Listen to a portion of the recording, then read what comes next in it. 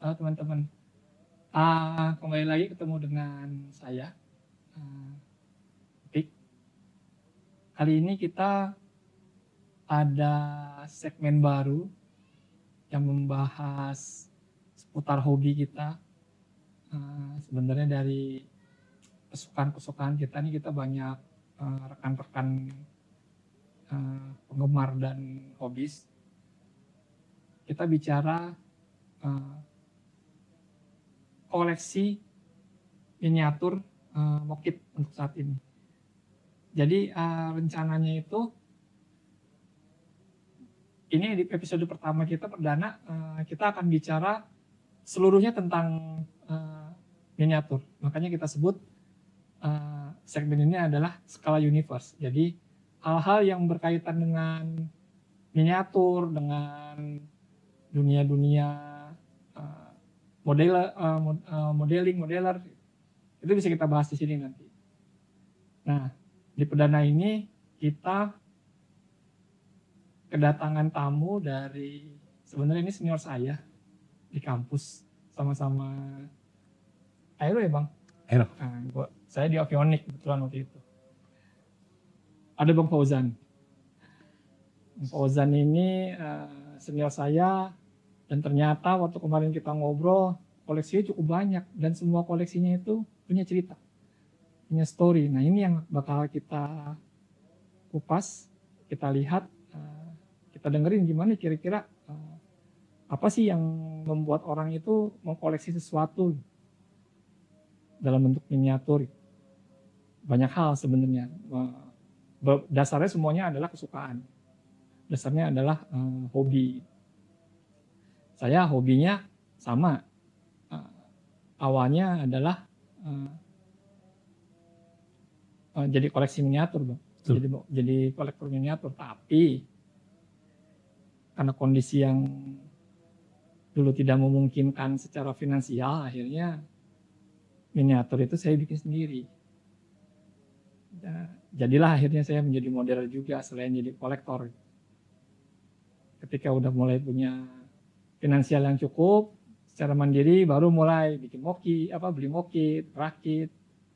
Tapi masih sekedar hanya untuk kepentingan pribadi, kebutuhan emosional sendiri gitu. Dan biasanya memang di balik semua miniatur yang saya rakit, yang saya koleksi memang pasti punya sejarah dan punya cerita di situ. Nah, ini kita coba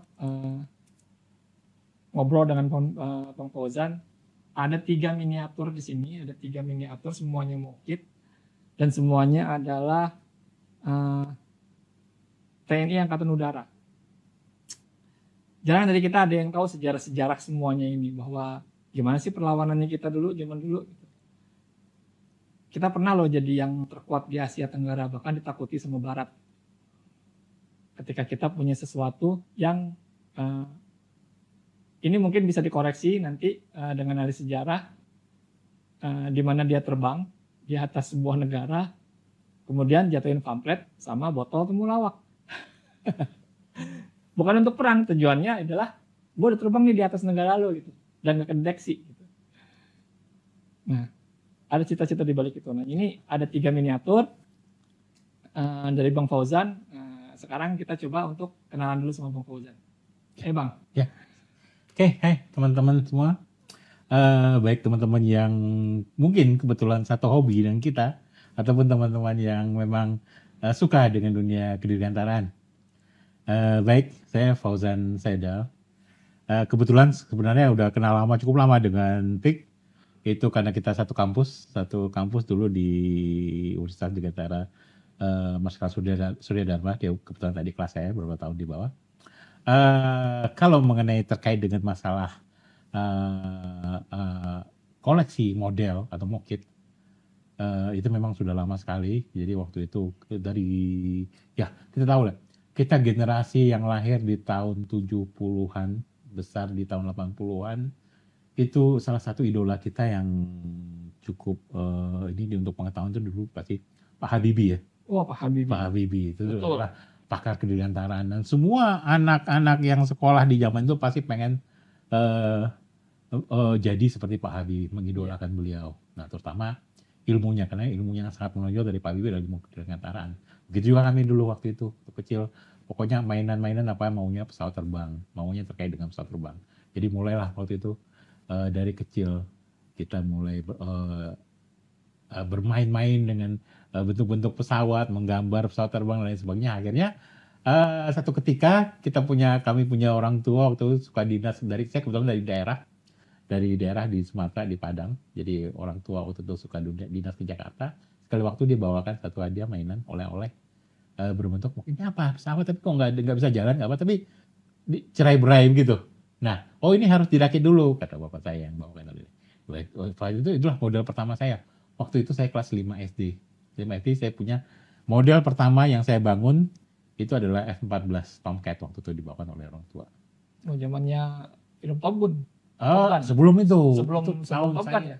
Saya itu tahun pertama kali saya waktu itu kelas 5 SD itu sekitar tahun 82. Kelas 4 ini. Sekitar tahun 82.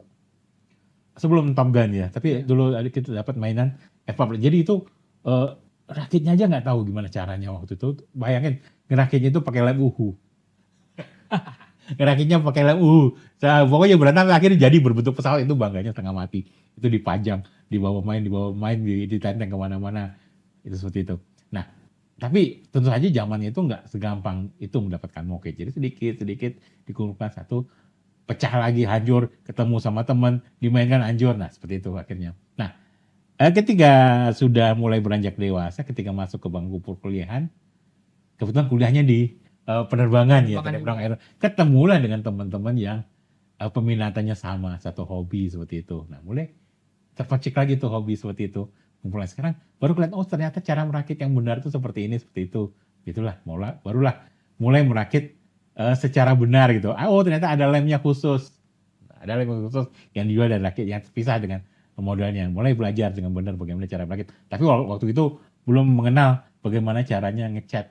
Paintingnya belum, masih warna abu-abunya dasarnya gitu. Nah, waktu itu tahu tuh, waktu itu saya tingkat berapa, tahu tuh dengar pik waktu itu bikin model tapi pakai kertas ya. Nah, paper dulu kita tahu di kamar ada namanya paper replika. Paper replika ya? Origami bukan ya? Origami kalau di majalah Origami, Angkasa. ya majalah Angkasa betul. Itu kan di beberapa perlombaan tuh kita menang tuh, saya menang. Nah, yang juara-juaranya itu akhirnya ngumpul bikinlah klub namanya paper replika. Klub. Iya. PRC, tapi bukan paper replika ya. Paper replika itu ada lagi. Oh, itu beda lagi. Ada dua, Bang. Oke. PRC sama Peri. Oke. PRC saya yang bikin. Saya, Tommy, dulu Dedi, Zaki gitu kan. Oke. Baru tahu. Saya pikir satu Peri, itu. paper replika itu yang bikin Om Julius. Waktu itu sama-sama kita juga ikut sama-sama jebolan angkasa juga. Gitu. I see. Karena Om Julius ini dulu kalau nggak salah agak jauh ya kita sama Om Julius, jarang-jarang ketemu. Kita ketemunya sama yang Tommy sama yang lain-lain. Akhirnya ya udah. Okay. Saya nggak tahu, ternyata Om Julius waktu itu bikinnya masih bentuk forum kan? Yes. Forum Peri itu, replika itu. Kita lebih ke arah bener-bener ngumpul dan mainnya sama majalah Angkasa kan. Oke. Nah, ya itu masih satu. Pokoknya kita nggak bisa lepas dari miniatur pesawat terbang ya. Walaupun bentuknya berupa moket maupun dari kertas. Ya, itulah hobinya waktu itu. Nah, akhirnya dari model-model yang kita bikin, mulai berpikir setiap model yang dibikin ini kan ada sejarahnya. Jadi kenapa milih ini gitu kan? Kenapa milih ini? Jadi misalnya waktu itu saya tertarik dengan pesawat-pesawat era perang Malvinas. Nah, itu misalnya seperti contoh yang ada ini A4 Skyhawk. Ini kan terus terkenalnya di era perang Malvinas. Nah, terus baru tahu juga kita kan juga punya, kita Indonesia juga punya. Seperti itu. Era-era tahun ini pesawat-pesawat generasi kita bisa bilang generasi ketiga ya. Pesawat belum terakhir ya? Belum terakhirnya eranya generasinya Skyhawk ya? Belum. Jadi istilahnya dari perang Vietnam sampai akhir tahun 90-an ya. Nah, dia mulai komentar dari akhir perang Vietnam. Nah, akhirnya saya mulai tertarik bahwasanya tidak sekedar hanya mengumpulkan modelnya, tidak sekedar hanya mengumpulkan modelnya. Jadi waktu itu saya masih ngerajin ngerakit. Cuma dengan berjalannya umur, dan waktu itu kan mahasiswa ya, zamannya mahasiswa juga kita punya keterbatasan finansial. Iya, bener. Kita nggak punya kebebasan untuk mengumpulkan segala macam. Ada prioritas-prioritas lain yang harus kita penuhi dulu. Nah, ketika sudah mulai terlepas dari dunia kemahasiswaan, mulai bekerja, kita sudah punya penghasilan sendiri. Nah, itu tertarik lagi tuh. Oh, sekarang saatnya kita Mulailah. mulai lagi nih hobinya. Cuma masalahnya karena umurnya sudah bertambah, ada masalah lain, yaitu matanya nggak kuat lagi, nggak kayak zamannya mahasiswa. Dulu mahasiswa kita masih rajin ngerakit. Iya. Sekarang matanya udah nggak kuat. Akhirnya beralihlah dari modeler menjadi kolektor saja. Kolektor. Jadi kolektor. Nah, cuma kolektornya nggak hanya sekedar kolektor Koleksi. koleksi asal pesawat model saja. Nah, saya pengen mengkhususkan diri untuk mengkoleksi pesawat-pesawat yang ada kaitannya dengan Indonesia, yang pernah menggunakan rondel segi 35, segi 5 Segi 5 merah putih gitu. Nah, makanya saya mulai hunting pesawat-pesawat model yang lama dari zamannya awal perang kemerdekaan seperti KY-51 Cureng sampai ke RI-001, RI-02, RI-003, sampai kemudian ini beberapa pesawat contoh yang kami bawa hari ini adalah pesawat-pesawat yang pernah dimiliki oleh Angkatan Udara kita. Jadi setiap pesawat ini kan ada ceritanya. Jadi tidak hanya sekedar bikin modelnya diwarnai sedemikian bagus, tapi ini ada ceritanya kan. Kita juga harus tahu sejarah di masing-masing di balik pesawat ini gitu. Misalnya ini yang pesawat A4 Skyhawk ini. A4 Skyhawk. TT0441. TT041 ya. Ya, TT0441. Ini kebetulan saya dapatkan dari rekan saya dulu dari Yogyakarta. Saya beli dari salah satu rekan di Yogyakarta. Nah, kalau kita baca, jadi sebelum saya baca dulu referensinya mengenai pesawat ini. TT0441 ini adalah pesawat yang gelombang kedua yang kita beli dari Israel secara rahasia, batch keduanya. Nah, ini ditempatkan di Skuadron 12 di Pekanbaru. Jadi di base-nya, biar ini lengkap dengan ceritanya, di base-nya ini saya belikan logo skadronnya dan tahun beroperasinya pesawat ini. Nah, jadi ini TT0441 ini adalah batch kedua.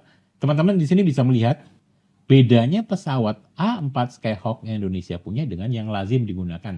Misalnya pada saat di Perang Malvinas kan, waktu itu Argentina juga mulai ada bedanya. Salah satu contohnya adalah yang khas yang punya dari TNI AU adalah exhaust-nya, yaitu tempat keluarnya gas di belakangnya itu lebih panjang.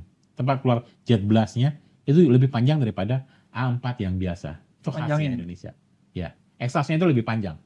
Karena itu adalah modifikasi dari Israel, dari Angkatan Udara Israel untuk meredam panasnya jet blast yang keluar dari exhaust.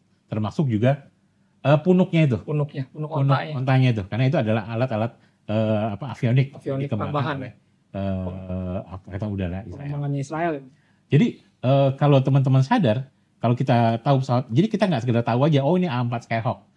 A4 Skyhawk-nya TNI AU itu beda dengan yang lazim yang ada. Yaitu itu tadi, exhaust-nya itu lebih panjang. Seperti itu. Itu sama dengan yang punya dengan yang dimiliki oleh Angkatan Udara Israel waktu itu. Nah, kalau kita bercerita bagaimana cara kita mendapatkan pesawat ini dari Angkatan Udara Israel, pada waktu itu kita nggak ada ikatan diplomatik ya. Sampai saat ini juga kita nggak ada ikatan diplomatik Israel. Itu mungkin nanti ada cerita tersendiri ya. Nanti kita bisa bikin cerita tersendiri. Itu bisa jadi cerita menarik. Jadi setiap pesawat-pesawat ini ternyata ada cerita menarik di belakangnya, gitu loh. Nah, itu yang saya katakan. Jadi dalam hal ini, saya kalau membuat si model ini nggak pernah saya satukan. Jadi setiap model ini saya berikan base-nya sendiri, landasan tersendiri saya kotakkan, karena setiap pesawat yang akan saya campurkan dengan pesawat yang lain. Karena buat saya, setiap model yang saya punya itu adalah individu tersendiri. Dia punya cerita sendiri gitu. Dan saya khusus mengumpulkan yang berskala 172. Jadi semua 172 ya? Semua 1/72. Saya nggak main di skala, kan untuk kolektor Mokit itu ada skala 144, skala 1/72 atau skala 1/48. 48 ya, militer ya. Ya. Kalau 1/48 saya nggak main, 1/4 saya juga nggak karena terlalu kecil. Kalau 1/48 itu sedikit besar, jadi saya butuh tempat yang lebih luas untuk meletakkan yang juga lebih mahal ya. Lebih Ya. mahal. Nah, gitu loh. Secara harga lebih mahal. Secara harga lebih mahal. Nah, jadi di sini saya khusus 1/72 saja. Nah, ini juga yang kita punya salah satunya adalah OV10 Bronco. F Bronco. Ini pesawat juga unik. Ini pesawat nggak pernah absen dari setiap operasi militer yang ada di Indonesia, dari zamannya operasi Seroja sampai ke terakhir di Aceh Tim-tim. mungkin ya. Aceh apa tim terakhir? Terakhir tim-tim masih aktif ya. Kebetulan yang saya punya ini adalah kode nomornya adalah TT 1003. Di sini saya tuliskan adalah ini berbasiskan di Baukau Airbase di Dili. Oh, di Dili, iya. Di tahun 1978. Nah, ini dia masuk ke Wing Udara 3 yang pusatnya di Madiun, tapi waktu itu ditempatkan di tim-tim untuk operasi Seroja di tahun 1979. Nah, TT 1003 ini akhirnya pesawat yang aslinya itu berakhir di Medan, crash. Oh, crash ya? Yang crash Ini, itu saat ya? ini crash di Medan, tapi pilotnya selamat. Tadi referensi yang kita punya. Nah, nih, satu lagi, ini yang paling besar ini. Ini yang koleksi yang paling besar yang saya punya itu Ini TU-16 KS. Ada yang tahu nggak TU-16 KS? Ini adalah Tupolev. Tupolev 16 KS. Ini yang waktu itu jadi zamannya ini yang merajai Dirgantara di bumi Ini yang bagian bikin selatan. Indonesia ini takutin sama Ya. Barat. Waktu itu kita punya sampai 2 skuadron. Dua skadron ya. 2 skadron. Di skadron 41 dan 42. Ini kebetulan yang saya tampilkan di sini adalah registrasi M1618 dari skadron 42 di base-nya Madiun. Tahun 1961 untuk persiapan pembebasan Irian Barat. Yang Barat. Aslinya kit ini tidak dilengkapi dengan rudal AS Canal. Kenel. Ini ada di bawahnya karena pesawat ini kan dipersiapkan untuk memburu pesawat induk Belanda, Karel Doorman ceritanya ya. Itu dia dilengkapi dengan rudal anti kapal. Anti kapal. Itu AS Anti kapal induk. Canal, AS 1 Canal atau Comet kalau bahasa Rusianya AS ini Comet atau Cornet. Cornet. Cornet atau Comet. Coba kita lihat referensinya. Tapi kalau istilah NATO-nya adalah Canal. Kenal berarti dari NATO-nya ya, Bang? Istilah NATO-nya Canal. Ini rudalnya. Jadi 2 rudal ini karena susah sekali mencarinya, akhirnya saya hubungi seorang teman yang juga seorang modeler untuk dibuatkan dengan 3D print. Comet ya. Rusianya Comet. Raduga KS-1. Comet ya. Kenel tuh dari NATO. NATO-nya, Ya. betul. Nah, ini akhirnya saya tempelkan si kanalnya di bawah sayap si TU-16 sehingga benar-benar seperti apa yang pernah kita miliki. Ini rudalnya segede fighter kan? Udah segede fighter sendiri ini. Iya. Udah segede fighter sendiri. Nah sayangnya ini kita dari saat ini ya kita agak kekurangan referensi nih. Iya. Kita dulu ini kenapa saya bisa mengenal pesawat ini sejarahnya apa? Dulu referensi kita itu kita dulu zamannya kita tahun 90-an itu kita punya referensi lengkap setiap sekali sebulan itu ada majalah angkasa ya. Iya. Ada majalah angkasa. Sekarang itu kita agak kesulitan cari referensi seperti ini. Sejarah pesawat walaupun ada secara online ya. Zaman kita kan gedenya sama angkasa. Ya. Mau kemarin kita harus cari ngubek-ngubek di Blok M itu. Di Blok M mencari di tukang jual majalah bekas untuk dapat kali referensi tentang majalah angkasa. Karena kita kadang-kadang punya ingatan di kepala kita sejarah tentang satu pesawat, bagaimana kita memperoleh pesawat ini, seperti bagaimana kita memperoleh si A4 Skyhawk ini. Ini ada misi rasial ini. Iya, ada misalnya kita dulu membaca di majalah angkasa, tapi sekarang mau mengutarakan lagi bingung. Dulu referensinya apa dulu ya gitu. Mau nggak mau kita harus cari lagi referensinya itu seperti itu. Juga bagaimana sejarahnya TT1003 ini. Si OV10 Bronco. Dulu referensinya ada di majalah angkasa semuanya. Sama juga bagaimana kita mendapatkan si TU-16 KS. Cuma sekarang ya itu tadi kita harus sedikit sedikit beda ya sekarang cara metodenya. Cuma dulu sepertinya kalau kita baca dari majalah itu lebih nempel di kepala gitu loh. Iya. Nah, itulah. Tinggal Ya sebenarnya sejarahnya kalau kita ngelihat kita zaman dulu ya, kita tuh sebegitu powerfulnya ya. Ya. Sebegitu powerfulnya nih yang pesawat ini yang terbang ke suatu negara, terbang tinggi, masuk ke suatu negara, Wilayah. suatu negara, cuman pengen melempar pamflet sama ngejatuhin buat ngelawak. Dan itu mereka tidak sadar. Ya, apa ya? Namanya dulu apa ya? Propaganda ya. Itu propaganda bisa dulu propaganda ya apa? Apa istilahnya teror ya? Sebenarnya bukan teror ya, apa ya? Show of force ya mungkin ya. Show of force. Show of force ya. Iya. Sekarang kita masih mungkin kayak melakukan itu. Ya zamannya dia itu dengan harusnya dulu negara yang dimasukinnya itu maksudnya kemana ya? Itu ya jelas masih jadi pro barat ya, masih jadi blok barat. Blok barat ya, NATO. Sedangkan kita kan dulu masih dekatnya sama blok timur. Iya. Dulu negara persemakmuran kan ya. Iya. Dia masuk lempar itu waktu itu Ibu. Sendiri guru saya sendiri mau bilang di STM. Ya. Dia pelakunya. Oh, oke. Beruntung ya bisa pernah ketemu dengan pelakunya sendiri. Dia pelakunya ngelemparin botol temulawak katanya 3 biji gitu. Ditaruh di di koran biar sampai bawah nggak pecah gitu kan. Pakai koran, pakai dibungkus-bungkus sambil ngelemparin pamflet, dia ceritanya kayak gitu. Wah, kita ngedengerinnya, wah dulu kita bener-bener ya. Termasuk yang di iniin gitu. Mungkin lain kali di next ya kita bisa ngobrol-ngobrol lagi khusus tentang sejarah-sejarah yang unik ya dari dunia penerbangan kita. Mungkin dengan narsum yang lebih kompeten ya, yang memahami tentang sejarahnya. Penonton di sini ya mudah-mudahan nih narsum-narsum yang paham dunia dirgantara sejarah TNI AU denger ini ya, kapan-kapan kita bisa ngobrol bareng. Karena ini apa ya? Ya memang di balik koleksi sih pasti ada cerita ya. Kalau saya kan koleksinya bukan koleksi sih. Kalau secara koleksi saya sekarang malah bisa dibilang udah nggak ada, Bang. Oke. Nggak tahu dengan pesawat ya. Terakhir itu yang waktu saya masih tinggal di Ciledug kan beberapa kali banjir. Oke. Nah itu akhirnya ada yang kebuang, ada yang rusak. Iya. Keambil sama orang. Gitu kan. Nah, jadi akhirnya koleksi saya kan dulu kan ada pesawat sipil, ada pesawat tempur. Kebanyakannya bis sama kereta gitu. Karena kan saya termasuk yang emang hobi jalan, jadi sering naik bis. Iya. Setiap bis yang saya bikin itu pasti diceritain. Iya, kenapa saya mesti bikin bis ini? Iya. Kalau kita bicara mengenai miniatur sekarang juga banyak tuh. Kadang-kadang kita punya ada momen-momen apa ya yang kita punya kenangan tertentu ya. Iya. Benar. Misalnya zaman kuliah dulu seringnya naik bis dari Halim ke Blok M atau dari Cililitan ke Blok M, bis 45. Sekarang ada yang jual miniaturnya. Iya. Kopaja. 57. Nah, itu saya pengen beli. Saya pengen punya itu. Jangan sekedar buat kenang-kenangan aja. Iya. Ditaruh di atas meja kerja sekarang.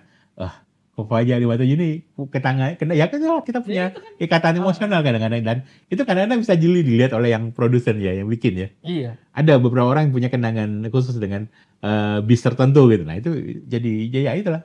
Jadi pemacu kita untuk mengkoleksi juga seperti itu. Nah, balik ya ke koleksi miniatur atau model pesawat yang saat ini saya punya ya. Saat ini memang saya khusus ini lagi mengkhususkan untuk mengkoleksi. Saya bukan seorang modern lagi sekarang karena memang mata udah nggak kuat. Jadi saya mendapatkan bantuan sih dari teman-teman saya. Kebetulan ada yang namanya Mas Wawan di Ciputat, ada yang Mas Heri di Jogja, dan Mas Rudi juga di Cibubur. Itu kadang-kadang saya minta tolong, Mas saya punya kit mentahnya, tolong bisa dibangunkan modelnya sesuai dengan referensi yang kita punya seperti itu. Nah, banyak teman-teman modeler yang bantu. Dan semuanya saya abadikan di setiap model yang saya pajang gitu loh. Sekarang itu mungkin punya yang untuk koleksi TNI AU-nya itu ada sekitar 16 unit pesawat gitu. Semua TNI AU, semua TNI dan helikopter ya. Pesawat dan helikopter, semuanya skala 1/72. Dan semuanya saya kotakin secara individual.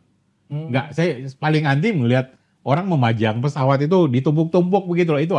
Itu buat saya itu Campur lagi. dicampur skala 1/8 seperti itu kayak seolah-olah nggak menghargai sih ini ceritanya di balik si pesawat ini. Iya. Makanya saya menghargai setiap koleksi ini sebagai sesuatu yang punya cerita di belakangnya. Dia punya barang aslinya. Ini seperti barang aslinya, makanya ini seperti ada sejarahnya. Makanya saya kotakkan dia satu-satu. Jadi kalau di rumah itu kadang-kadang udah ngadapin omelan istri, ini mau ditaruh di mana lagi gitu loh. Karena masing-masing kan individual itu, saya letakkan di lemari, bujanya sekarang udah ada 3 lemari untuk menampung koleksi ininya. Suatu waktu mungkin nanti kita punya ada event, bisa kita tampilkan ya. Iya, wah. Untuk memancing terutama teman-teman yang pencinta kedirgantaraan ya. Nah, kita bisa tampilkan semua koleksi ini, dan nanti setiap koleksi ini akan ada linknya untuk ke Wikipedia-nya atau ke saya bisa kita lihat nih realnya seperti apa. Iya, Jadi kita saya ceritanya. rencananya setiap ini ada link ada QR-nya. QR code-nya untuk bisa di scan dan nanti Scan. langsung link ke Wikipedia terhubung pada bagaimana pesawat ini berkiprah terutama di angkatan udara. Gitu. Jadi sekarang saya mengkoleksi sekitar 16 unit. Ada beberapa yang masih tolong rakitkan oleh teman saya. Itu mungkin pertengahan tahun ini bisa jadi sampai 20 unit lah. Semuanya era 60-70? Bervariasi. Cuma sekarang saya masih fokus di era 60-70-an. Masih di blok barat. Berarti belum ada yang namanya F16, F27 itu belum ada. Udah, F16 sudah. F16 saya terakhir yang paling canggih saya punya F16. Cuma Sukhoi belum punya. Oh, Sukhoi belum. Saya masih yang saya Hercules? punya. Hercules itu transport belum. Itu kan lumayan mahal ya. Paling yang saya punya itu yang mau saya hunting itu yang Kasa 212. Oh, 212 ya. 212. Karena makin besar itu makin mahal. Yoka, jadi ya kita cari yang affordable dulu, yang bisa di ini dulu. Hercules harusnya gedenya nggak lebih gede dari ini ya? Hercules kalau 1/72-nya kira-kira ya hampir sama dengan ini. Itu lebih panjang sedikit ya. Iya, dia kan fuselage-nya bodinya tuh gede banget tuh. Iya. Dibandingin ini kan paling kalau nggak salah ini setingginya itu setinggi orang berdiri standar. Iya. Ini kalau orang berdiri kira-kira di bawah ini ya. Iya. Dan pintu masuknya nih B-nya nih. Ya. Ini hatch-nya ini juga ada nih hatch. Nah, ini pintu buat satu untuk gunner belakang. Tail gunner-nya. Tail gunner, satu untuk ada dua samping. B. Iya, ada 2 B di situ ya. Nah, berarti dia masuknya dari sini dong, dari luar. Iya, bukan dari depan. Nggak bisa moving ke depan.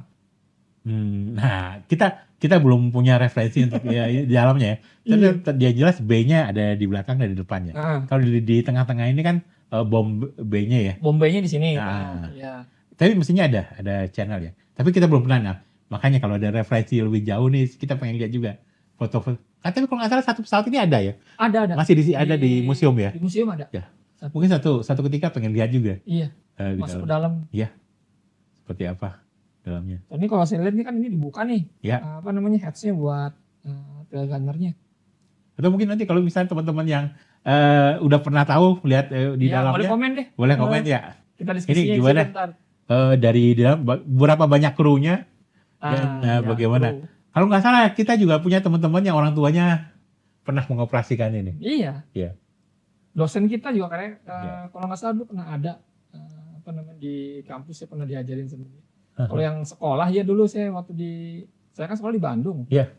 Guru-guru saya kan ini aku semua. Jadi ada yang pernah jadi krunya ini ya? Iya, krunya ini. Ini menarik saudara. Nanti kalau kita kapan-kapan kita bicara sejarah ini kita bawa lagi. Kita bicara khusus first satu pesawat ini. Apa sih sejarahnya gitu loh. Iya. Apa sejarah uniknya, cerita unik mengenai pesawat ini. Tapi tentu saja nanti dengan narasumber yang lebih kompeten ya. Ya, dengan narasumbernya yang ini nih, yang yang udah paham semuanya. Ya, kalau kita kan sebenarnya masih ya itulah keterbatasan kita itu. Ya. Bahkan di digital pun ceritanya ini nggak lengkap ya, terputus-putus. Tidak selengkap majalah angkasa dulu. Iya betul. Di angkasa dulu malah sempat dibikin. Di majalah angkasa satu cerita itu bisa sampai 4-5 halaman. Betul. Satu cerita itu bisa 4-5 halaman. Sedangkan kalau udah di era digital ya sangat terbatas sih. Ada edisi khususnya malah waktu itu tentang saya lupa, makanya kemarin waktu kita hunting di Blok M tuh ada satu edisi khusus yang kita nggak ketemu. Edisi khusus majalah Angkasa mengenai senjata TNI Angkatan Udara dari zamannya Cureng sampai ke Sejarahnya 90-an. satu Ya, majalah itu ya. edisi khususnya. Cuma sampai sekarang saya belum ketemu kemarin. Belum. Pada saat kita hunting di Blok M di majalah-majalah lama itu kemarin belum ketemu. Kita cuma dapat beberapa ini aja nih, beberapa edisi saja. Tapi ini udah lumayan membantu nih untuk sebagai Iya. referensi nanti kalau kita Kalau- bikin lagi. Kalau teman-teman ada yang punya atau ada yang iniin boleh deh. Ya. Kita apa namanya Bicara. ngobrol di sini. Gitu. Ya, soalnya nggak banyak juga sekarang teman-teman yang paham ya. Dulu kita tuh sekuat apa sih angkatan udara Iya. kita? Ada yang mereka cuma tahu sekarang canggih, kita punya Su-30, Sukhoi 27. Dulu kita punya apa sih? Kapan sih pertama kali kita melakukan serangan udara? Pada tahu nggak? Kapan mulainya? Kapan kita mulai mempunyai pesawat pengangkut? Berapa banyak dulu kekuatan kita gitu. Nah itu belum banyak yang tahu. Mungkin nanti kedepannya kita bisa bicara lebih, kita bisa ngobrol-ngobrol ya lebih lanjut, tentu saja dengan narasumber yang lebih mumpuni gitu loh. Sehingga kita juga bisa share. Jadi jangan sesekali ya kita melupakan sejarah ya. Nah sejarah Iya, yang paling karena lekat itu dengan kan- kita aja. Karena itu nanti bisa jadi kayak pembanding kayak sekarang loh Bang. Iya. Nah, tapi ya ini ya saya sih saat ini ya kita mulai kecintaan untuk biar tetap memaintain istilah kecintaan saya terhadap dunia dirgantara. Kenapa? Karena sekarang pun bekerja juga bukan lagi di dunia penerbangan.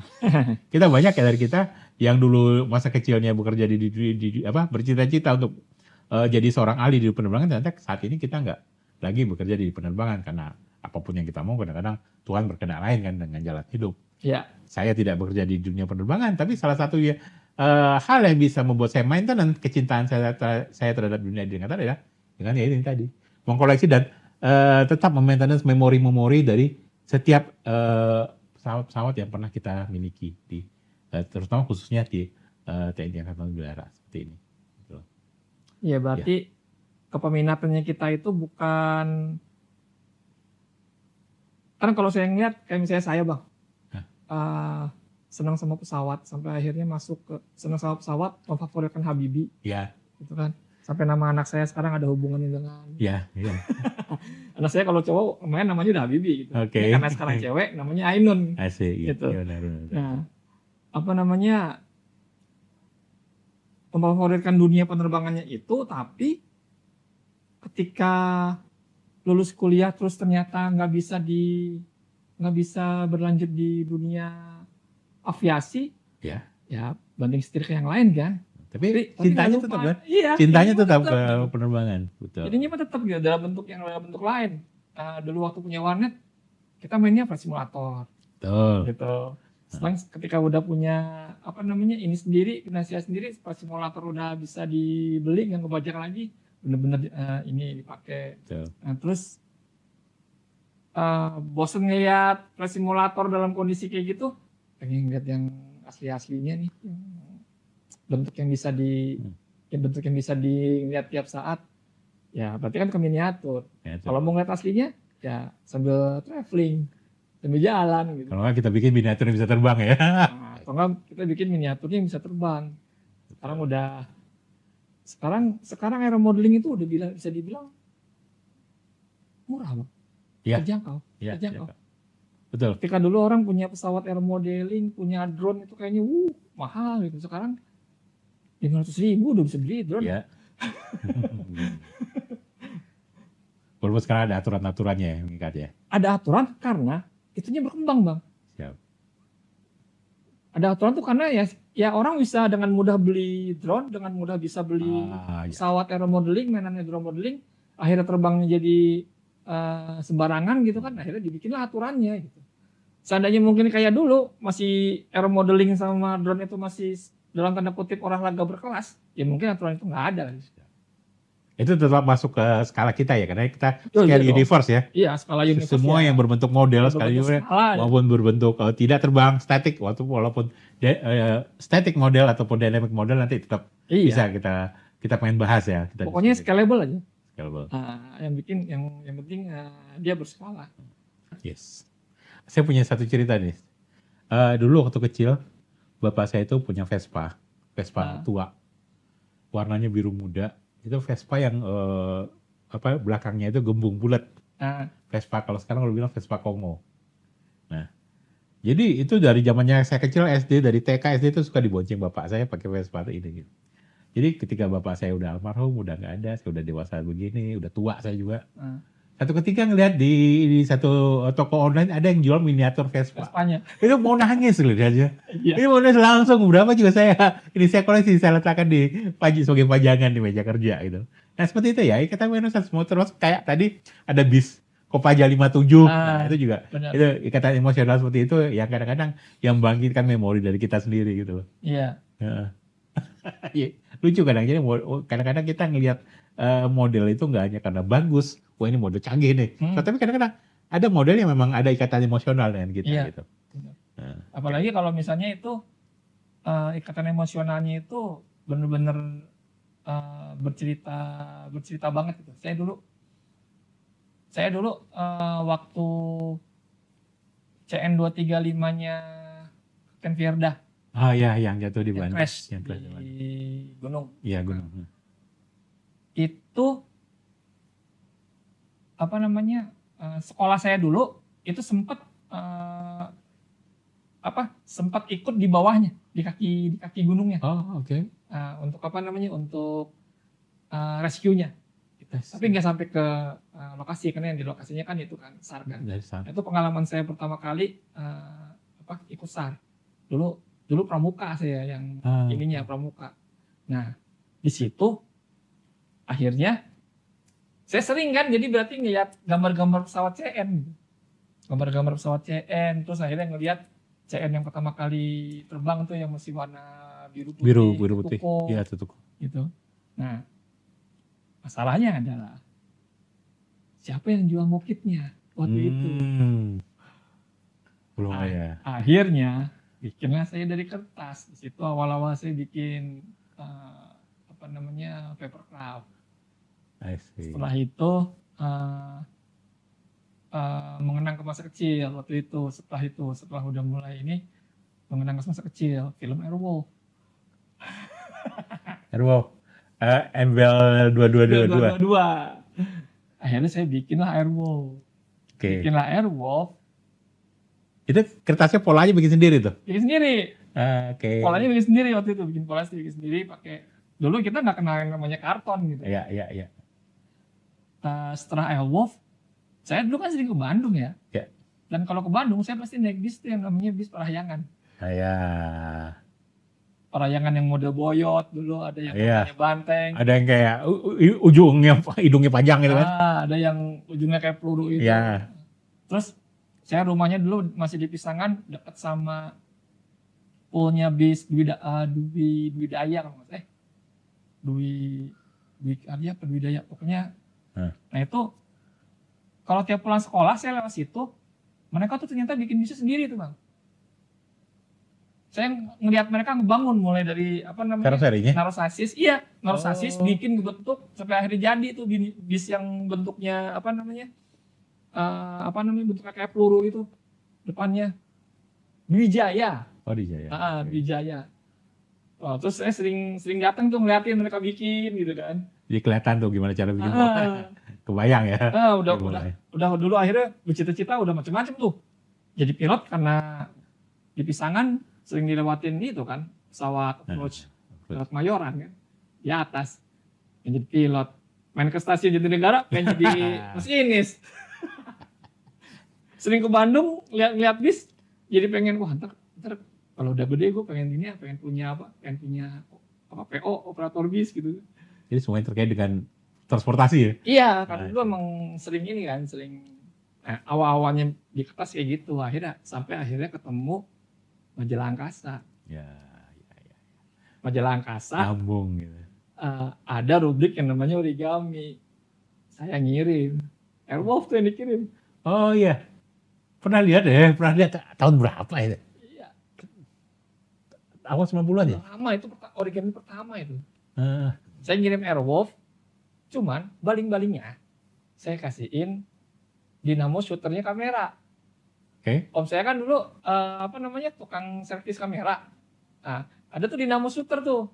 Kan Oke. kalau kamera-kamera mahal zaman dulu suka dikasihin auto shooter tuh yang di sampingnya yang Iya. Iya, iya, iya. Nah, dinamonya itu ada yang rusak, ada yang nggak kepake lah gitu. Saya ambil kan kecil bang, cuma segede kelingking ini. Oke. Saya taruhlah di airwalk itu terus muter. Asik. Bawa ke angkasa, wartawan angkasa datang ngeliput. Nih lens sendiri nih bikin dari kertas terus bisa muter Ada gitu. muternya, ya betul betul. Disitulah akhirnya kita kenal yang namanya itu. Baru tuh udah mulai berkembang tuh, pabrik origaminya angkasa berkembang tuh sampai akhirnya ada lomba kan. Iya, iya, iya. Sampai 2 kali. Menarik ya. Tapi sekarang ada loh. Saya terakhir itu ngeliat mokitnya Hmm. N295 N295. Iya. Oh iya iya Iya. yang baru ya. yang baru. Hmm. Itu mungkin bisa dibikin ya. Mungkin sedikit lebih panjang dari CN235 ya. Hmm. Cuma harganya selang gitu ya. N295 ya. Harganya selang gitu. 95 itu berarti Mahal banget. CN dipanjangin ya. Iya. Harganya masih mahal banget. Tunggu, saya masih nunggu-nunggu. Tapi belum kayaknya Semahal-mahal itu berapa sih bang? di atas jutaan. Di atas jutaan. Di atas jutaan ya. Kalau saya untuk ngumpulin si mokit yang aneh-aneh begini, saya lebih suka hunting di forum-forum jual belinya kayak Facebook gitu. Hmm. Saya jarang beli baru, biasanya beli dari orang yang sudah kolektor yang udah dia nggak bikin. Udah pengen Ya. inilah udah Ah. entah apa alasannya Iya. dia pengen Dan saya juga ngelakuin. hunting pesawat yang aneh-aneh ya, Hmm. yang pokoknya ada kaitannya dengan TNI AU gitu loh. Ya. Gitu. Kalau misalnya yang canggih-canggih kok nanti aja lah. Yang canggih-canggih misalnya ada yang jual F-35, nantilah. Itu banyak sekarang mokitnya. Contohnya yang saya lagi hunting sekarang ini belum ketemu yaitu N235 itu belum ada yang jual, belum ada yang nggak tahu ya. Di luaran mungkin ada N235. CN235 mokitnya. Tapi gambar 3D-nya ada bang. Gambar 3D. Oke, nanti bisa kita bikin. Atau bahkan kita bikin mokitnya. Kita print aja. Kita bikin mokitnya CN235. Ya ada beberapa tuh. Dalam pikiran saya, aduh kapan orang bisa bikin ini ya mokit seperti ini. Iya. Terus kemarin yang terakhir saya dapat yang sekarang ini masih dimodelkan dibangun oleh rekan saya. Soal itu Wilga, saya dapatkan ya itu yang paling antik itu modelnya PZL Wilga kan dari Polandia. Dulu kan dibangun di Nurtanio, dijadiin Glatik. Oh ya. Penarik Penarik glider. penarik glider. Cuma bedanya Glatik yang Indonesia punya yang dikembangkan di IPTN itu mesinnya jadi inline. Aslinya itu mesinnya radial bulat. Radial bulat ya. Bulat. Makanya si itunya bulat kan. Bulat Si, ya. apa namanya, Aslinya si PZL hostnya. Wilga itu kok bulat. Sekarang dia pipih. Jadi karena dia radial ya. radial. Jadi si rekan saya si Mas Wawan tuh masa dia harus bikin print dimodifikasi itu.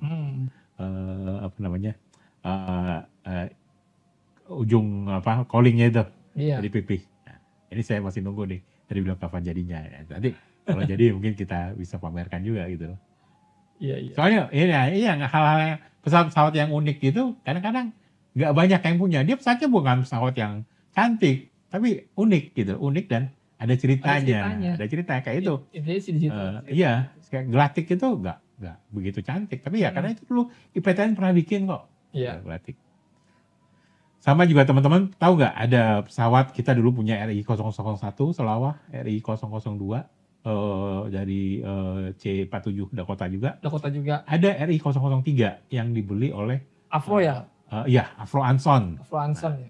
Nggak semuanya. Nah, kebetulan saya punya itu salah satu model yang paling emosional buat saya nih, Afro Anson RI 003. Itu adalah saya beri judulnya Last Flight of Halim Perdana Kusuma karena di situ adalah penerbangan terakhirnya Halim Perdana Kusuma dan itu nggak lama usianya kan?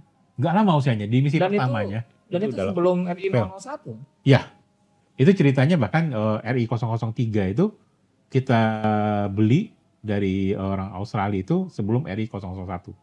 Tapi dia nggak lama umurnya kan ada di misi pertama dia sudah jatuh. Ya. Waktu itu jatuh di Malaysia. Crashnya di Tanjung Hantu ya. Malaysia. Yang menewaskan pahlawan nasional kita Halim Perdana Komodor Kusuma Halim. sama Komodor Is Wahyudi. Wahyudi. Waktu itu ada RI 001. RI 01 itu beberapa tahun setelah itu. Cuma karena RI 001 itu dipakai untuk transportasinya presiden, makanya dikasih nomor RI 001. Sementara si Afro Anson diberi RI 003. Cuma menurut saya pada saat dioperasikan itu belum ada nomornya sih mungkin ya.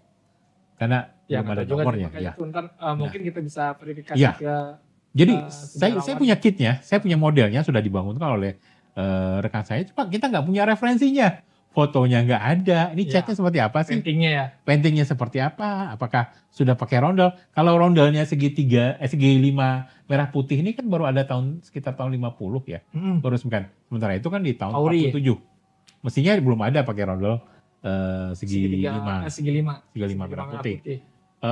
Yang awal waktu itu yang pakai rondel awal itu seperti misalnya Cureng. Kayu 51 itu kan dia pakai bulatan dari merah Jepang itu. Ya. Rondelnya Jepang dikasih putih aja di bawahnya kan. Jadi bulat merah putih seperti itu. Kalau Ya, dulu kalau nggak salah cuma tulisan ya. Atau mungkin tulisannya itu ya kayak Auri. Auri itu. Waktu itu juga belum ada Auri. Ada itu masih TKR Jawatan Udara. Oh iya, belum ada Auri ya. Belum ada Auri. Ya. Seperti di Cureng itu juga nggak ada tulisannya Auri atau TNAU. Ada rondel itu aja, merah putih. Merah putih yang Merah putih. bulat itu. Bulat putih. Ya itu, jadi belum ada keterangannya. Karena belum ada. Waktu itu saya punya kebetulan nggak saya bawa untuk Cureng di Snack Try adalah BKR Jawatan Udara. TKR Jawatan Udara. Nah sama juga yang RI 003 yang saya punya. Akhirnya referensinya berdasarkan dari monumen yang ada sekarang di Sumatera Barat. Ada monumennya dibikin, tapi di sana sudah dicat seperti layaknya pesawat angkatan udara, ada rondelnya segi 5. Iya. Aduh, saya pikir gimana nih? Karena saya mau bikinnya kan sesuai dengan sejarahnya ya. Akhirnya ya udah apa adanya dulu, kasih tulisan RI 003 dan di sana saya tuliskan juga registrasi aslinya VHBBY itu kan registrasi Australia. Nah, cuma mau nggak mau ya, hasilnya saya kasih juga segi 5 merah putihnya. Cuma nanti kalau misalnya kita dapat cerita real dari yang misalnya ada yang lebih mengerti mengenai sejarahnya, mungkin nanti saya akan painting ulang gitu, PH bukan Belanda ya? VH. Oh VH dulu, Australia. PH. Itu jarang yang tahu. Dari 03 itu Afro Anson aja itu kitnya jarang. Iya. Mungkin yang baru bikinnya di Indonesia kitnya itu dengan catnya lokal itu ya mungkin bisa dihitung 1 atau 2. Ya, kalau bicara sejarah emang, apalagi kalau kita mau nyari detailnya ya sesulit itu sih. Yeah. Tapi itu sebuah apa ya? Kalau misalnya ntar ketemu dapat kayak sebuah pencapaian. Iya, betul. Apalagi kita bisa terjemahkan menjadi model seperti ini kan? Iya. Dengan cat yang sesuai dengan itu udah kebahagiaan bener itu. Bahagia bener itu rasanya, pencapaian bener-bener. Nah itu ya yang mudah-mudahan ya kalau teman-teman yang punya peminatan yang sama, yuk nanti kita bisa lanjut diskusi lagi di sini gitu loh dengan topik yang berbeda. Bawa miniaturnya kita bahas, ada cerita apaan sih di balik miniaturnya gitu. Skala Universe ini terbuka buat jadi nggak cuma pesawat ya, nggak cuma ini, bahkan saya cukup cukup tahu ada dunia miniatur yang cukup gede di Indonesia lah. Itu bis. Nah itu pasti mereka yang koleksi bis itu punya cerita masing-masing tuh. Kenapa yang dikoleksi bisnya itu? Walaupun mungkin ya, memang kalau orang koleksi itu kan ada yang pertama karena dia suka dengan warnanya misalnya. Saya pengen koleksinya Lorena gitu. Kalau kayak saya waktu itu kan, kenapa saya pengennya Parahyangan ya? Karena saya punya cerita di situ. Yeah. Bis Parahyangan itu gitu. Bis pertama saya jalan keluar kota itu dulu, zaman dulu itu ke Surabaya itu Pala Kencana. Pala Kencana yang kacanya miring tuh. Oke. Kacanya miring, di atasnya ada kecil, terus deknya juga miring. Iya kayak panggung ya, kayak teater. Iya, kayak teater. Itu tuh Pala Kencana tuh waktu itu. Kalau serinya apa waktu itu ya? Trisakti apa? Mio Armada lupa.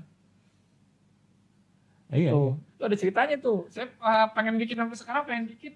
Cuma nyari-nyari referensi bisnya, kok susah ya. Itu Kalau bisa ceritanya gitu ya. agak-agak ini sih emang. Sampai dulu warnanya apa ya saya ingat. Kalau nggak salah masih putih sih warnanya. Putih biru itu, putih biru Pahala Kencana. Yang apa sama fontnya aja, Pahala Kencana itu miring. Itu pertama kali saya keluar kota. Istilahnya saya kan dulu paling keluar kota kan paling mentok Jakarta Bandung, Bang. Jakarta Bandung gimana? Iya, iya. Iya, naik bisnya itu Parahyangan, Kramat Ada Jati. Lorena cuma sekali doang lah, sekali kedua kali gitu Lorena yang Jakarta Bandung. Ya paling sering mah Kramat Jati atau apa Kramat ini? Jati, Harum. Harum. Harum. Ya ketika Parahyangan udah mulai pakai jetliner tuh, udah ngerasa nggak enak tuh. Oh ya, beda ya? Itu bis paling nggak enak tuh jetliner. Saking seringnya, saking menghayati sampai tahu enaknya ya. Iya, jadi saya tuh dulu seneng naik bis itu. Apa ya? Karena kan kita bisa ngelihat sesuatu di luar gitu. Iya. Nah, jetliner itu waktu itu yang Parahyangan punya itu, ya kita kepalanya tenggelam, Bang. Oh gitu? Jadi kelihatan. kacanya itu cuma segini. Oke. Sedangkan yang sebelumnya kan yang banteng, yang boyot itu kan segini nih. Ya. Jadi Kita kayak duduk berasa tuh, kelelep gitu ya. ngeliat jadi kayak berasa kelelep. Aduh, apa enaknya nih bis kayak gini jadi kayak berasa gelap Iya, gitu. iya. Kalau kereta? Kalau kereta dulu karena emang sering mainnya di negara, Ah, main di Dipo, muterin lok. Punya temen dulu saya di belakang Dipo, Bang. Dia anaknya masinis. Temen SD itu saya kalau main ke rumah dia, kalau ketahuan menyokap sama orang tua, wah udah habis digebukin. Padahal saya mainnya di Jatinegara itu. Nah kereta di situ, kereta apa namanya, yang dari yang ke timur itu. saya nggak tahu ya, ada teman kita yang hobi kereta juga nggak ya, kolektor. Soalnya kan ada tuh kayak komunitasnya kereta ya. Ada kereta, Ada ya? Komunitasnya ada kereta. Kalau yang satu, kalau kayak pesawat nggak hanya pesawat tempur ya, ada yang pesawat transport. Sampai ada beberapa teman yang saya tahu itu punya apa ya, kayak diorama bandaranya lengkap gitu. Oh iya. Ya, ada ya yang kayak gitu. Ada. Nah, satu-satu kita ajak ngobrol juga, itu asik gitu. Iya. Ya, itu bahkan bisa jadi apa ya, sarana sharing pengetahuan ya mengenai kelengkapan bandara misalnya. Iya. Gitu. Apa namanya? Rem life-nya lah. Ya. dunia apron. Tuh. Ada support vehicle-nya. Ya, gimana posisi peletakan towernya di mana itu kayaknya real ya? Iya. Real. Saya juga ada temen yang suka bikin diorama tuh yang di Bekasi. Mas Hitmat. Nah, itu dia bikin dioramanya diorama kereta tuh, Bang. Oh, gitu. Si Om Hitmat. Ntar coba kapan-kapan kita undang kemari ngobrol. Dia bikinnya kereta. Kereta itu skalanya kecil, 1/87 sama 64 ya? Ya, HO itu 1/67. 1/72. Ya. Sama atau lagi N scale, skala N. Scale. Oh iya, HO sama N ya. N itu nggak tahu saya berapa ya. L tuh 64. N tuh 64, sorry. 64 HO. HO bukannya nggak tahu saya kurang referensi sih soal ini skala kereta. Soalnya ya itu sih uniknya, Bang. Skala itu kadang-kadang kayak mengikat ke satu satu jenis gitu. Kayak saya kan lagi ngerjain klien-klien saya kan kebanyakan untuk saat ini kan dari militer. Waktu saya kasih skalanya Tamiya, 1/72, 1/8 itu nggak masuk. Nggak masuk. Bukannya nggak masuk. Ya memang dia bingung sih. Cuman ketika dia sandingin sama koleksinya dia yang militer di rumahnya, itu beda. Oke. Nah, jadi waktu itu dia sempat ngasih saya, Pak, saya yang mau yang skala kayak gini. Terus akhirnya saya cek. Oh, ternyata ketika di Tamiya, skala 43 di otomotif umum, di militer itu skala 48. Oh, oke. Ada perbedaan gitu ya, Iya. Skala. Aku pikir sama kayak kereta juga sama kayak gitu. Aku pikir itu udah umum lah, 1/72, 1/48 ya. Enggak. Ternyata enggak ya? Ternyata beda-beda. Ada lagi ya, sepertiga dua gitu kan, sepertiga Iya. lima. Kalau tank rata-rata sepertiga lima gitu. Ah, Oh ternyata beda-beda ya. beda-beda. Nah, justru saya nih, eh, kita nih di skala ke depannya adalah pengen menyamakan semua. Oh oke. Jadi skala itu ya mau kereta, mau pesawat, mau apa, ya sama gitu. Eh, Misalnya ada 143, 124, 118, Hmm. 18 yang pernah saya bikin kan 18, 118, Hmm. 124, pernah 164. Nah, yang terakhir yang kemarin tuh nyobain 143 tuh. Cuma tiga. Dikasih miniaturnya si klien saya itu, Pak. Yang segede gini pas saya cek di apa namanya di eh, ini, ternyata militer tuh skalanya beda, skala 48. Oke. 48. Nah misalnya kalau misalnya saya bermain di 1/72 ya. Kalau misalnya saya mau bikin dioramanya untuk ground support, misalnya mungkin ada satu diorama mengenai bagaimana persiapan suatu pesawat akan diterbangkan. Ada mobil di sana, itu saya kesulitan mencari miniatur mobilnya misalnya. Iya. Karena nggak ada yang skala 1/72, Iya. jarang gitu loh. Seperti Nah itu. itulah akhirnya kita membutuhkan modeler yang bisa Iya, 3D kreatif. printing, Iya, yang kreatif. Gitu. Dia bisa bikin sendiri. Dan sekarang yang namanya dunia 3D printing itu kan udah bisa jadi apa ya?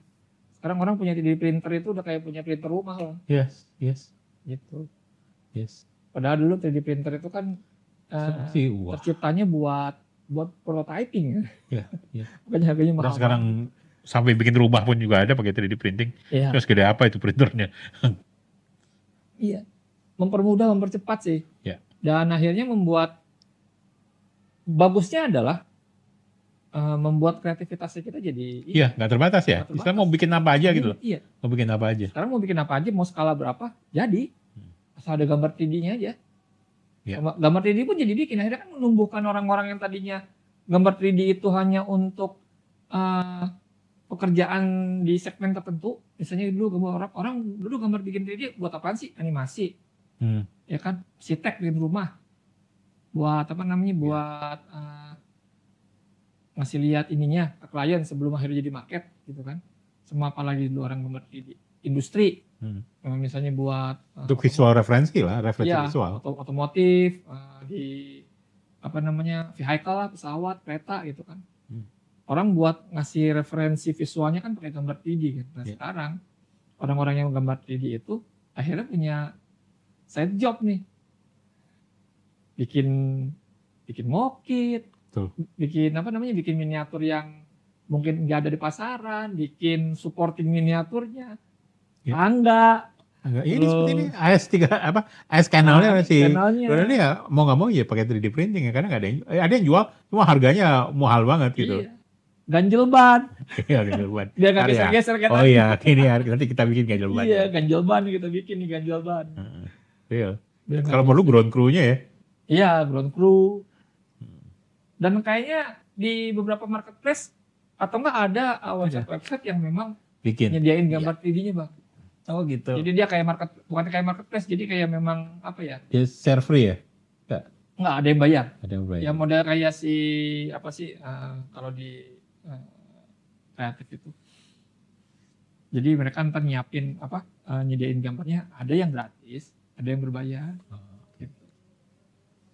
Menarik ini sebenarnya. Masih banyak nih yang bakal kita bisa semalaman kalau ngobrol soal ini, Bang. Seharian. Kalau mau ngebahas ini bisa seharian. Nah jadi untuk saat ini ada Tupolev 16 AS, OV10 Bronco, sama Skyhawk 4 ya Skyhawk. Ini belum punya cerita sendiri. Ini kalau kita punya ceritanya lagi ini bisa sejam 2 jam lagi nih satu model gitu.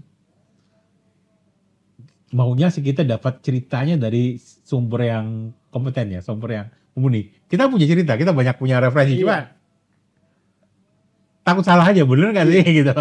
Kalau misalnya kita ketemu sama sumbernya yang benar-benar yang benar-benar kompeten, mungkin ada sejarahnya ini itu kayak gimana ya, akhirnya komplit nih. Iya. Cerita ini komplit nih, cerita sebuah miniatur ini akhirnya jadi komplit kan. Mungkin nanti ada kritik misalnya, ternyata yang Indonesia punya antenanya nggak di sini posisinya, jadi begitu kan. Benar. Nah itu bisa kita nambah pengetahuan buat modelernya gitu loh, Mm. tipenya seperti itu. Mungkin teman-teman yang punya pemahaman lebih bisa lihat dari model yang ini ada saja yang tidak sesuai sebenarnya dengan real. Saya punya ada beberapa kunci mungkin nanti bisa jadi tebak-tebakan ini. Apa sih yang nggak sesuai dengan yang Indonesia punya sebenarnya dari beberapa model ini? Bisa Iya. jadi ada gitu. Iya. Pasti ada lah. Di Bronco aja ada nih saya lihat. Iya. Tapi jangan kasih itu dulu. Siapa tahu ada jeli gitu Ah. lihat ya. Indonesia yang punya T1003-nya, Ovitan-nya nggak Ada seperti nih ini. di Gitu. Ovitan ini ada nih yang anehnya nih, ada nih. Ada. Cuma jadi keren aja ditambahin gitu. Iya, betul. Gitu. Oke deh. Udah 1 jam nih Bang. Ya.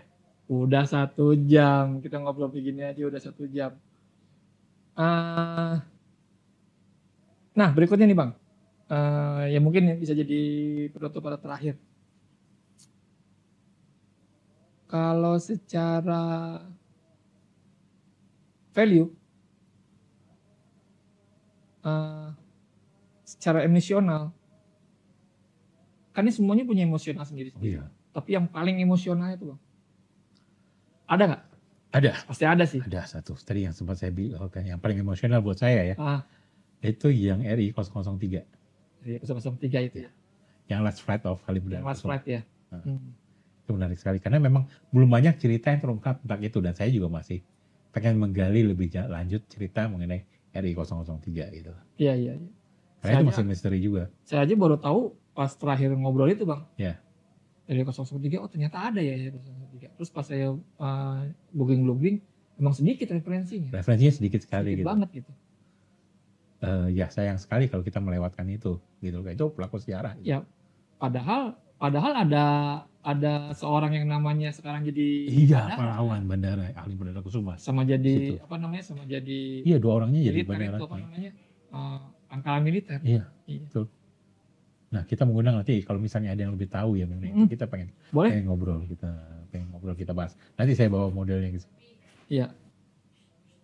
Adek.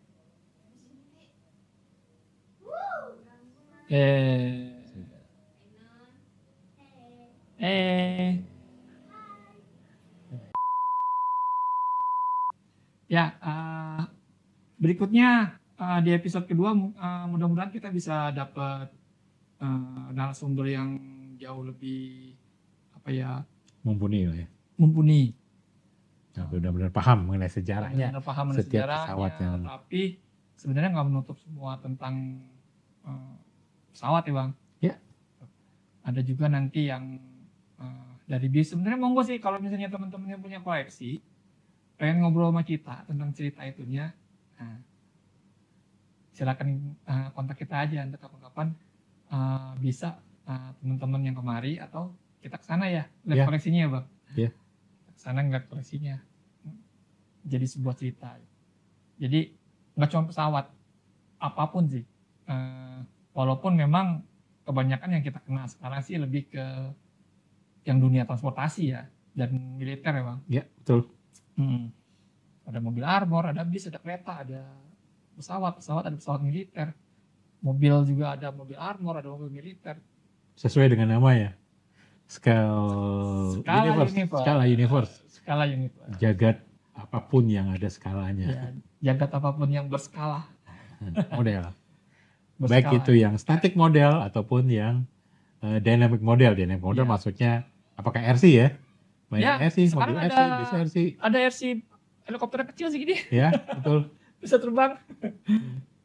Itu bisa kita ini juga. Yang jelas ya memang mungkin dulu dunia ini masih terbatas sama beberapa orang sih Bang. Ya. Kalau saya ngelihat sekarang termasuk yang istilahnya di kami itu di skala yang terima ordernya sebenarnya udah mulai, bahkan industri pun udah mulai gitu, udah mulai melihat ini sebagai sesuatu value-nya mereka.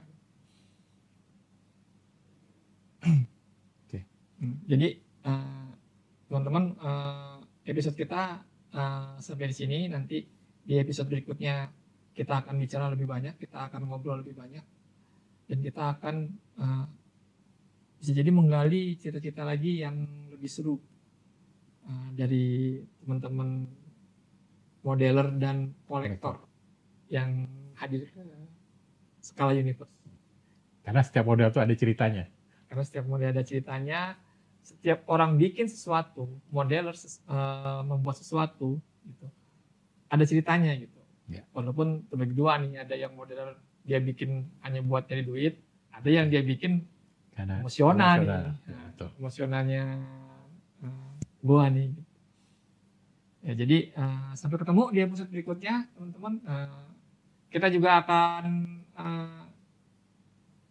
upload mudah-mudahan bisa cukup sering ya Bang. Ya. Seminggu sekali dengan tema-tema yang berkaitan dengan Skala Universe. Sampai ketemu di episode berikutnya. Terima kasih dan bye-bye.